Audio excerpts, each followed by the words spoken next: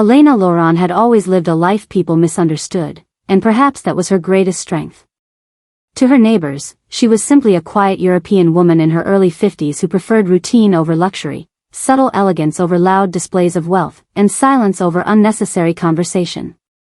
Every morning, she would step out of her modest home, dressed neatly but without extravagance, and walk toward the same old car parked in the driveway. A car her daughter Sophie often described as embarrassing, and her son-in-law Daniel openly called worthless. But what they saw as something insignificant, Elena saw differently. And what they believed to be her weakness was, in truth, her quiet power. This was not just a story about a car. This was a story about family betrayal, hidden wealth, and a woman they should never have underestimated. Sophie Laurent had grown impatient over the years. She lived in a world driven by appearances, social status, and the constant pressure to seem successful. To her, her mother's lifestyle felt outdated, almost like a burden she had to carry in public. "You deserve better, Mom," she would say, but her tone never matched her words. Daniel Weber, her husband, was even more direct. Calculated and ambitious, he saw everything in terms of value and opportunity. And in his eyes, Elena's old car represented nothing but wasted space and poor judgment. "It's the least valuable thing she owns," he once muttered, not realizing how dangerously wrong he was.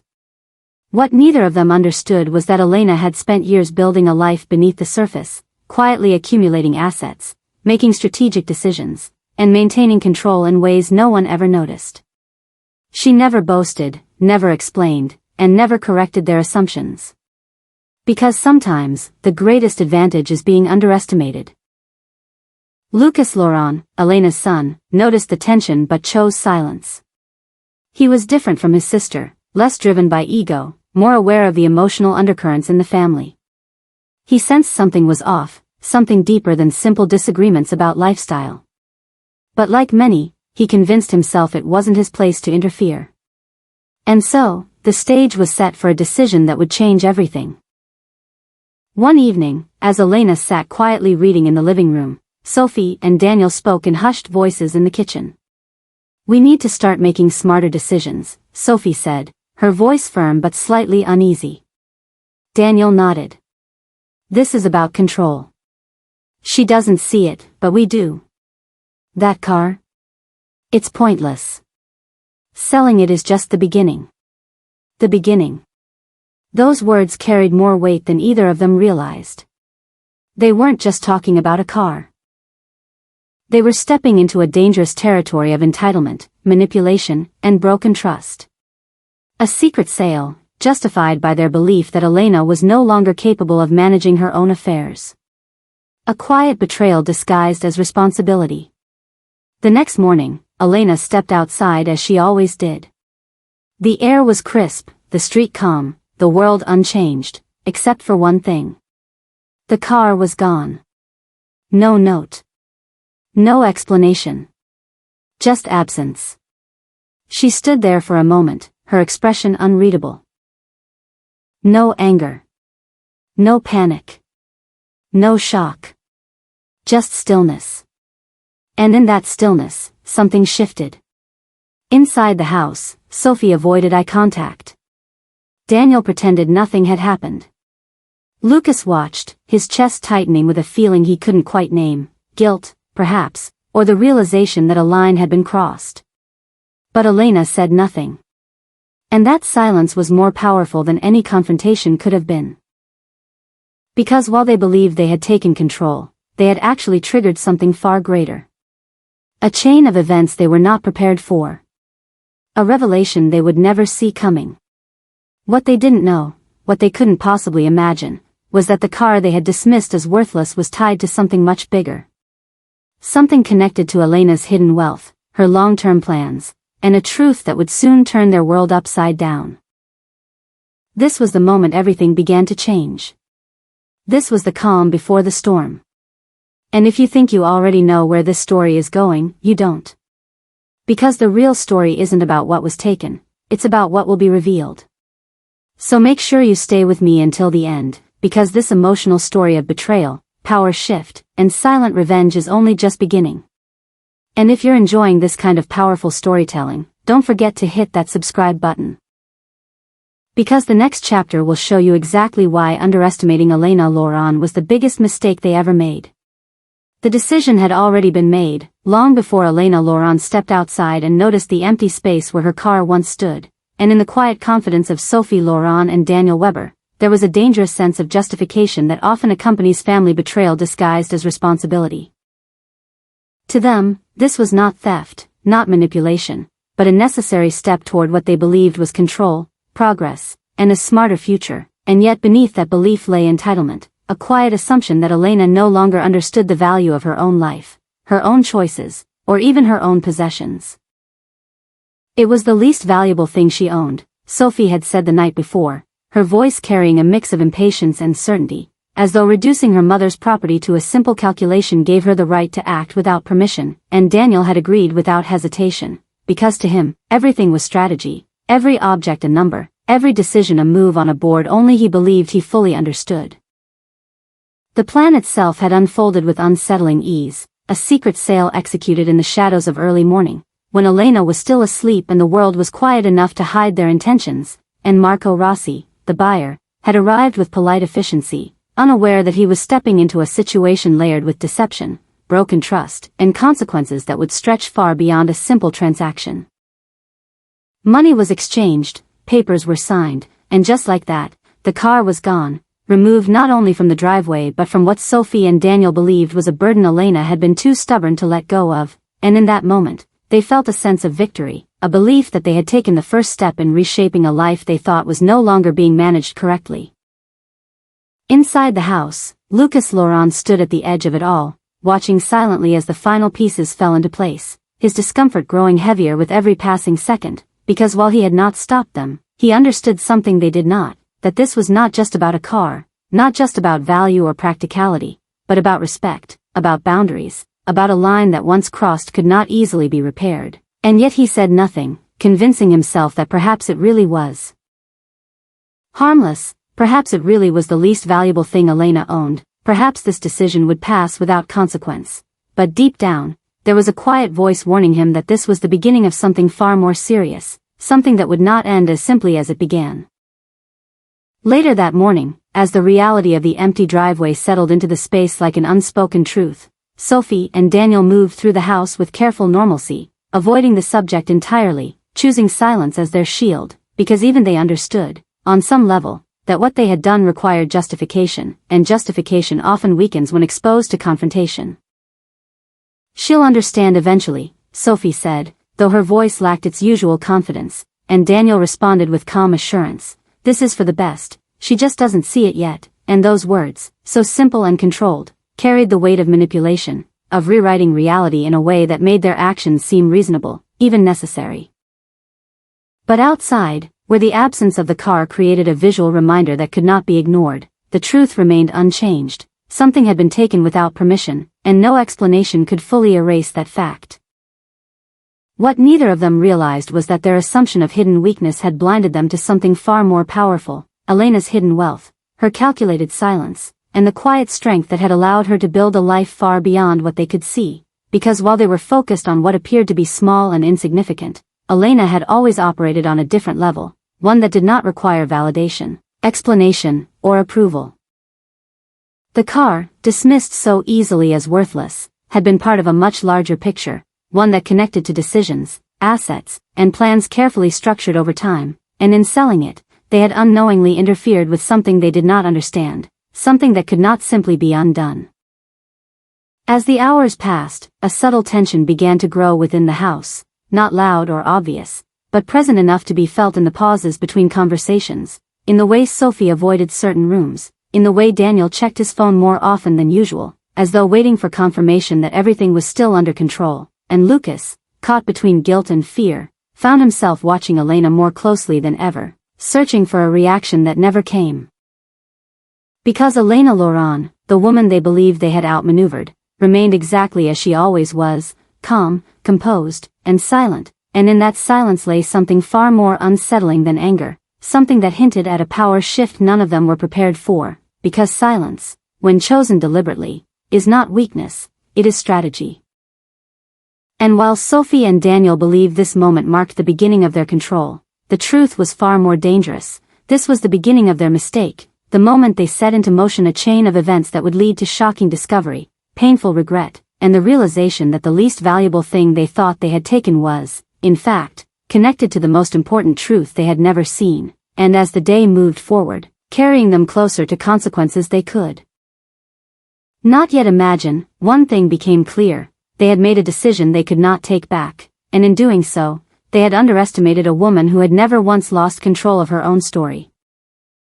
Elena Laurent did not ask questions, did not raise her voice, and did not demand explanations, and it was precisely this silence that unsettled the entire house more than any confrontation ever could, because silence, when carried with intention, has a way of exposing truth without a single word being spoken, and as the hours passed after the secret sale, the weight of what had been done began to shift from quiet confidence into something far more uncomfortable, a growing awareness that perhaps they had miscalculated, perhaps they had misunderstood not just the value of the car, but the woman they believed they had outsmarted. Sophie Laurent moved through the house with restless energy, checking her phone, adjusting small things that did not need adjusting, avoiding the one person whose reaction she could not predict, because the emotional certainty she had relied on the night before was beginning to crack under the pressure of Elena's calm presence, and Daniel Weber, who had always prided himself on control and calculated decisions, found himself watching Elena more closely than he intended, searching for signs of weakness, anger, or confusion, anything that would confirm his belief that he was still in control of the situation. But what he saw instead was something far more unsettling, a composed stillness that did not match the narrative he had created in his mind. Lucas Laurent felt it most deeply, the shift in the atmosphere, the quiet tension that settled into every corner of the home, because unlike the others, he understood that this silence was not emptiness, it was meaning, it was thought, it was a response waiting for the right moment, and the longer it continued, the more he realized that this was not the end of the story, but the beginning of something much bigger, something tied to hidden wealth, to decisions made long before this moment, to a level of awareness none of them had considered. Elena sat by the window that afternoon, her posture relaxed, her expression unreadable, as though nothing had been taken from her, as though the absence of the car had no impact at all, and yet beneath that calm exterior was a clarity that had already begun to reshape everything, because while they believed they had taken something from her, Elena understood something they did not, that this act of family betrayal had revealed far more about them than it had cost her, and in that realization lay the foundation of a power shift they would not see coming.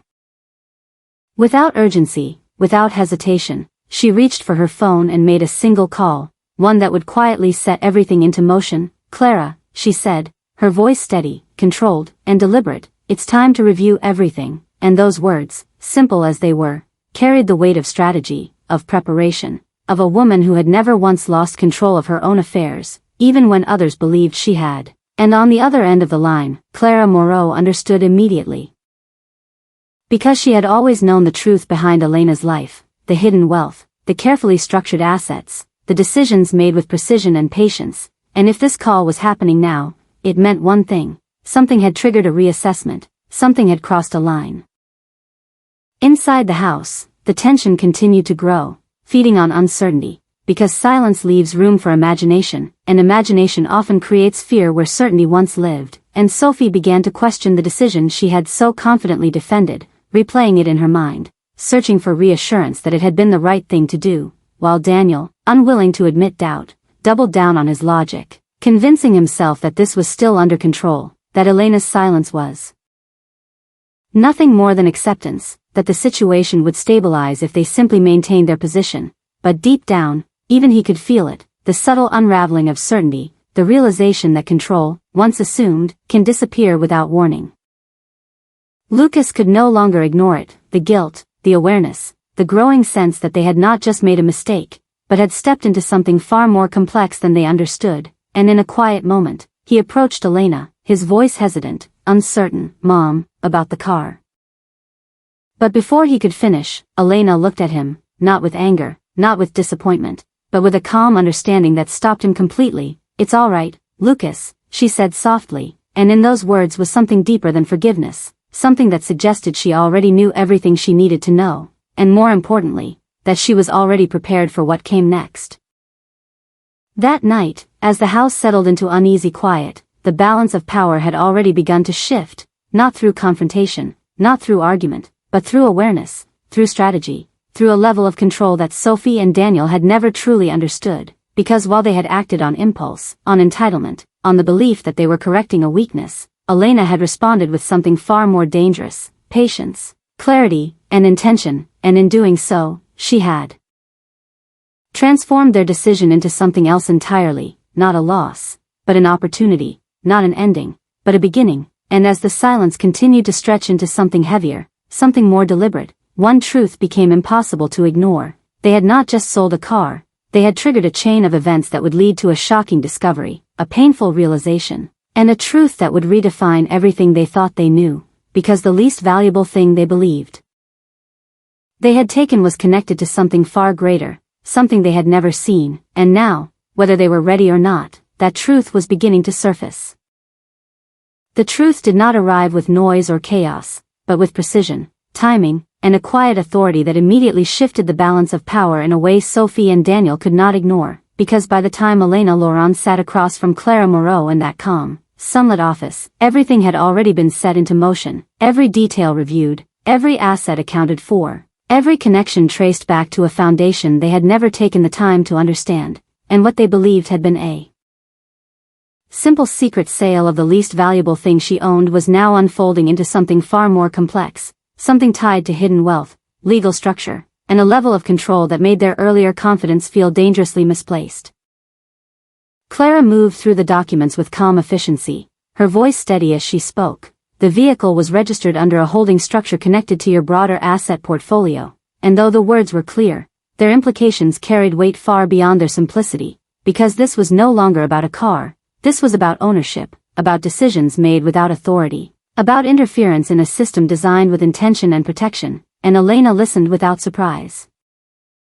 Without urgency, because she already understood what this meant. She understood that the act of family betrayal had not weakened her position, but had exposed the assumptions and overreach of those who believed they were acting in control.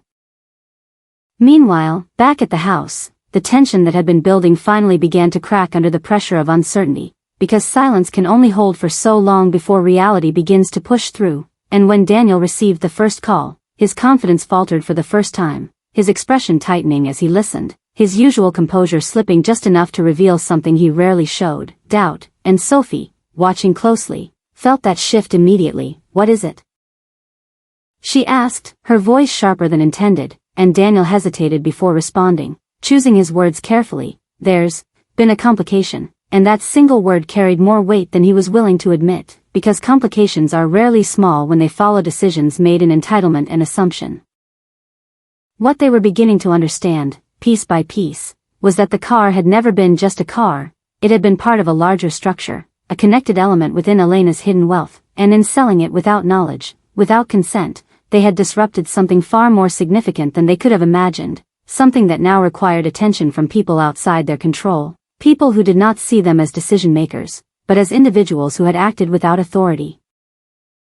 When Henrik Falk entered the situation, the shift became undeniable, because his presence carried a level of professionalism and respect that immediately contrasted the casual dismissal Sophie and Daniel had shown toward Elena, and in his tone, in his direct acknowledgement of Elena's position, there was validation of something they had failed to see all along, that Elena Laurent was not simply a quiet woman holding onto outdated possessions, but a strategic, composed individual with significant financial standing and influence. And as Henrik spoke, outlining the implications of the sale, the legal ties, the need for resolution, Daniel felt the full weight of realization begin to settle in, because this was no longer a situation he could control, no longer a decision he could justify. This was a mistake, a serious one, and for the first time, the narrative he had constructed began to collapse under the pressure of truth.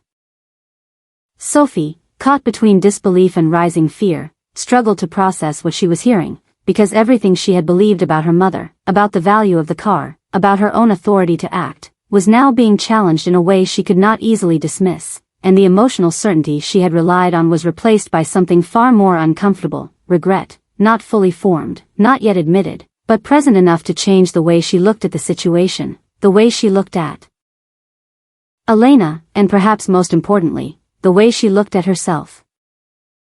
Lucas, observing from the side, felt a different kind of shift, one that carried both relief and sadness, because the truth that was now emerging confirmed what he had sensed all along, that this was never as simple as it seemed, that the decision to sell the car had been based on misunderstanding, on underestimation, on a failure to recognize the quiet strength of the woman at the center of it all. And while part of him hoped this revelation might repair what had been broken, another part understood that some lines, once crossed, cannot be easily undone. Elena, throughout it all, remained exactly as she had been from the beginning, calm, composed, and fully aware of the position she held, because while the others were reacting, adjusting, struggling to regain footing, she had already moved forward, already accepted the situation for what it was, already prepared for the outcome. And when she finally spoke, her voice carried a clarity that cut through the tension without force. "You believed you were making a smart decision," she said, her gaze steady, not accusing, not emotional, but precise. "But you didn't understand what you were interfering with." And in that moment, the truth was no longer hidden, no longer implied. It was clear, undeniable, and impossible to ignore. They had not just sold the least valuable thing she owned, they had exposed their own assumptions, their own entitlement, and their complete misunderstanding of a woman they should never have underestimated. And as the reality of that realization settled into the room, one thing became certain: the consequences of this decision were only just beginning to unfold. The collapse did not happen all at once, it unfolded slowly, precisely, like a carefully calculated consequence that had been waiting for the right moment to reveal itself. And by the time Sophie Laurent and Daniel Weber fully understood the weight of their decision, it was already too late to reverse it, because what they had dismissed as a simple secret sale of the least valuable thing she owned had now exposed a deeper truth about control, respect, and the dangerous cost of underestimating a woman who had never once lost command of her own life. Elena Laurent stood at the center of it all, not as a victim of family betrayal, but as the quiet force that had allowed everything to unfold exactly as it needed to, because while they had acted on impulse and entitlement, she had responded with clarity, patience, and strategy, and now the balance of power had shifted completely, leaving no room for confusion about who had always been in control. The financial structures were adjusted with immediate effect, access was restricted, decisions were redirected, and the support that Sophie and Daniel had taken for granted began to disappear piece by piece, not out of revenge, but out of necessity, because Elena understood something they were only now beginning to learn, that boundaries are not punishments, they are protections, and once broken, they must be redefined with precision. Daniel, who had once spoken with certainty about value and control, now found himself navigating a reality he could not manipulate, because the systems he had interfered with were far beyond his reach, and the confidence that had driven his actions was replaced by a quiet realization that he had misjudged everything, from the significance of the car to the depth of Elena's hidden wealth. And in that realization came the understanding that this was not just a mistake, it was the biggest mistake of his life. Sophie felt it differently, more emotionally, more personally, because what had once felt like a justified decision now revealed itself as a betrayal she could no longer defend, and the image she had created of her mother as someone outdated, someone unaware, someone in need of guidance, shattered under the weight of truth, leaving behind a painful awareness that she had not only disrespected Elena, but had misunderstood her completely, and as that awareness settled in, it brought with it regret, heavy and unavoidable, because some actions cannot be undone, only faced. Lucas Laurent, standing between what had been and what now was, became the first to step forward, not with excuses, not with justification, but with honesty, because he understood that while silence had protected him in the moment, it had also made him part of the outcome. And as he approached Elena, his voice steady but sincere, he said, "I should have said something." And in those words was a recognition of responsibility, of growth, of the difference between knowing and acting. And Elena, looking at him with the same calm presence she had maintained throughout, nodded slightly, not in approval, but in acknowledgement, because she understood that accountability, when genuine, carries its own form of resolution.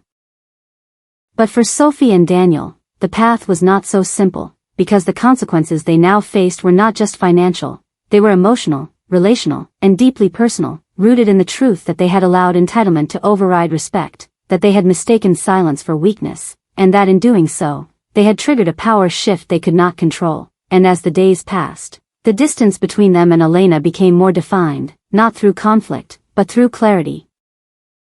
Because Elena did not need to raise her voice or demand recognition, her actions had already established everything that needed to be understood. And then, in a moment that carried more weight than any confrontation could have, Elena spoke, her voice calm, her words deliberate. "You thought you were taking something from me," she said, her gaze steady, "but you only revealed what you were willing to lose." And in that statement was the final truth, the realization that this had never been about a car, never been about value in the way they understood it, but about trust, about boundaries, about the cost of assuming control over something that was never theirs to take. And as those words settled into the silence, the story reached its true conclusion, not with anger, not with revenge, but with a clear and undeniable shift in power, a restoration of balance, and a lesson that would not be forgotten. Because in the end, the least valuable thing she owned was never the car, it was the illusion they had created about her, the belief that she was weak, unaware, or easily controlled, and once that illusion was gone, everything else followed. And if this emotional story of family betrayal, hidden wealth, silent revenge, and shocking discovery made you reflect, if it reminded you how quickly trust can be broken and how powerful quiet strength can be, then don't forget to hit that subscribe button, like this video, share it with someone who needs to hear this message, and write in the comments section what you would have done in Elena's place. Because sometimes the greatest stories are not just about what happens, but about what they reveal in all of us.